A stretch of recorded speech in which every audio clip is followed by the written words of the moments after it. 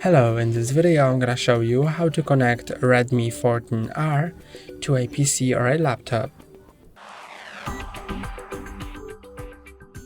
To connect it to a PC or a laptop, you'll need a cable that fits both your phone and your PC.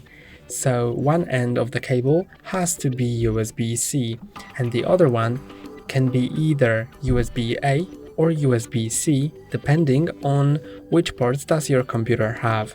Then plug it into your computer and your phone.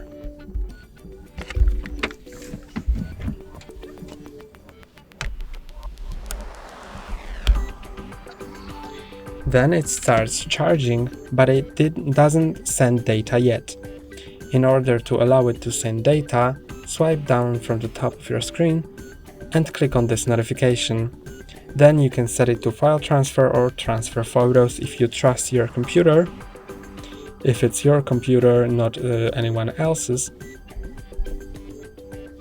If you don't get this notification, that means that your cable doesn't support data transfer and you'll need to try another cable. Then go to File Explorer on your computer and here you can see my device.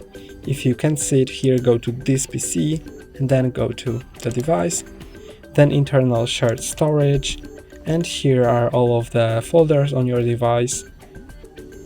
If you want to, for example, go to Photos, go to DCIM folder, then inside you have different folders, for example camera, screenshots, videos and more.